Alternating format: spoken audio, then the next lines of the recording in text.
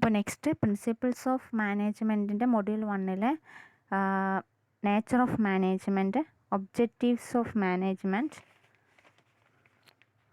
Functions of management at different levels of management, അതുപോലെ തന്നെ significance of management, challenges of management,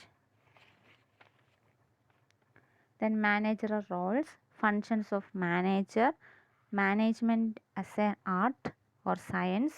ഈ പോർഷനൊക്കെ കഴിഞ്ഞിട്ട് അടുത്തതാണ് മാനേജ്മെൻറ്റ് പെർസ്പെക്റ്റീവ്.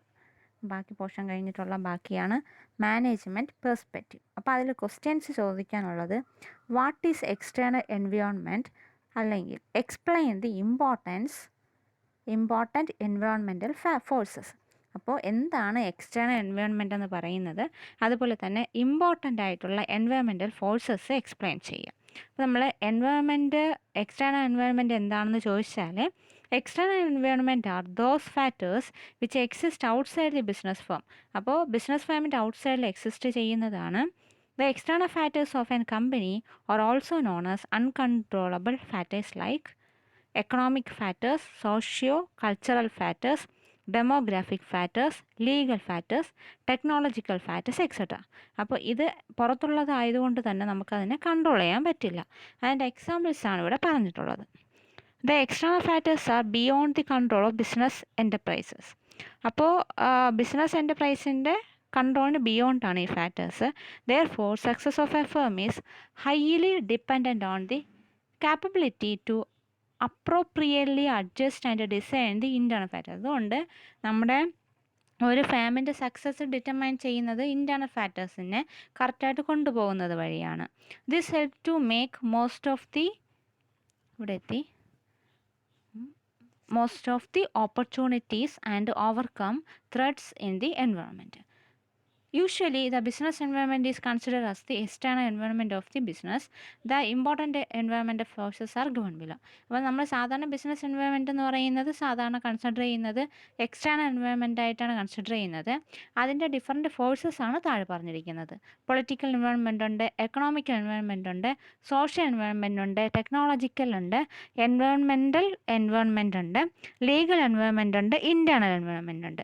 ആദ്യത്തെ പൊളിറ്റിക്കൽ നോക്കിയാൽ factors such as state government, political institutions, policies and legislations, public and private stakeholders influence the business environment. അപ്പോൾ ഈ കാര്യങ്ങളൊക്കെയാണ് എന്താണ് ബിസിനസ് എൻവയോൺമെൻറ്റിൽ ഇൻഫ്ലുവൻസ് ചെയ്യുന്ന ഫാക്ടേഴ്സ് എന്ന് പറയുന്നത്.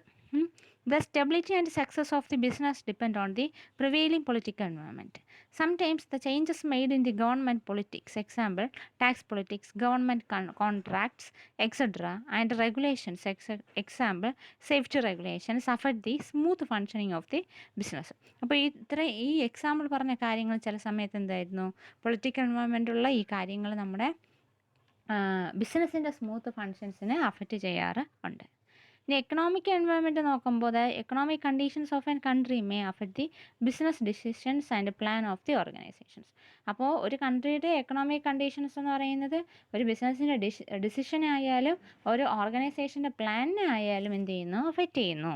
ദ ഫാക്ടേഴ്സ് സച്ചസ് എന്തൊക്കെ ഫാക്ടേഴ്സാണ്, economic growth rate, unemployment ratio, foreign exchange rate and inflation and deflation conditions can help or create problems in the management of the business environment.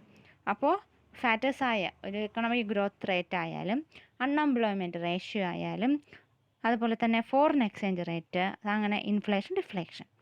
അപ്പോൾ ഇതൊക്കെ എന്ത് ചെയ്യുന്നു, business എൻവയോൺമെൻറ്റിന് problems create ചെയ്യുന്നു, നമുക്ക് help ചെയ്യാം അല്ലെങ്കിൽ ക്രിയേറ്റ് ചെയ്യാം പ്രോബ്ലംസ്. ഇനി social environment comprises of the customs and values of the society from where the business originates. അപ്പോൾ സോഷ്യൽ എൻവയോൺമെൻറ്റ് എന്ന് പറയുന്നത് കസ്റ്റംസ് വാല്യൂസിനെ എന്ത് ചെയ്യുന്നു, ഡിപ്പെൻഡ് ചെയ്യുന്നു. Society from where business originate, എവിടെയാണ് ബിസിനസ് ഒറിജിനേറ്റ് അവിടെ നിന്ന്. The business enterprises at large are influenced by the factors such as the changing taste and preference of the customers, standard of living and educational level. അപ്പോൾ കസ്റ്റമേഴ്സിൻ്റെയും business enterprises എന്ന് പറയുന്നത് large influenced by factors ആയ changing taste and preference of കസ്റ്റമേഴ്സിൻ്റെ taste change ചെയ്യുക, preference change ചെയ്യുക, standard of living and education ലെവലിനെ depend ചെയ്യുന്നു.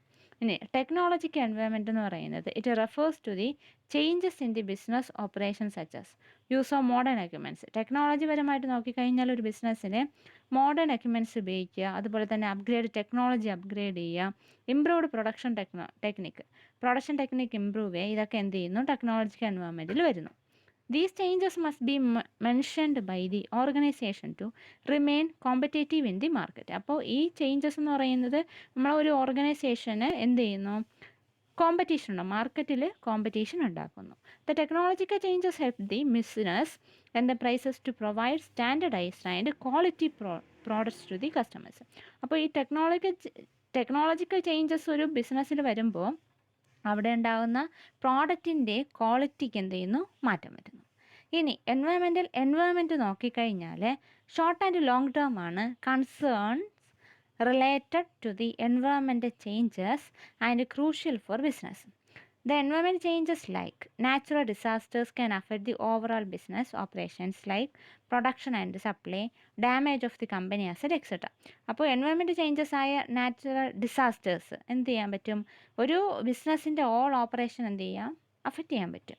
എന്തൊക്കെയാണ് ഡാമേജ്, കമ്പനി അസറ്റ് ഡാമേജ് ചെയ്യാം, അതുപോലെ തന്നെ പ്രൊഡക്ഷൻ അഫക്റ്റ് ചെയ്യാം, സപ്ലൈ അഫക്റ്റ് ചെയ്യും.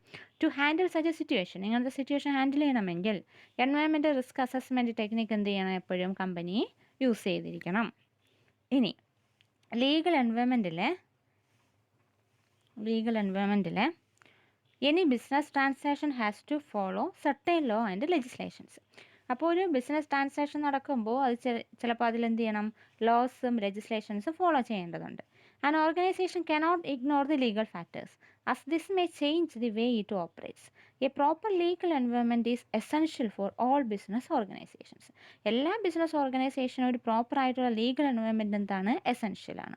Some of the major legislations which affect the business are essential commodity act, weight and measures act, trade market act, etcetera. അപ്പോൾ legal എൻവയോൺമെൻറ്റിൽ വരുന്ന ആക്ട് എന്ന് പറയുന്നത് എന്തൊക്കെയാണ്, എസെൻഷ്യൽ കമ്മോഡിറ്റി ആക്ട് ഉണ്ട്, വെയ്റ്റ് ആൻഡ് മെഷേഴ്സ് ആക്ട് ഉണ്ട്, trade market act, etcetera.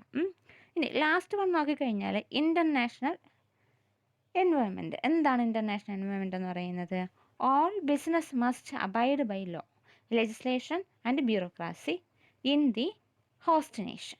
Examples of obstacles and international corporation may encounter includes complying with the government restrictions or on regulated professions and industries such as law, medicine, banking, insurance, transportation and utility. For all of these, proper compliance take knowledge, time to learn and expense.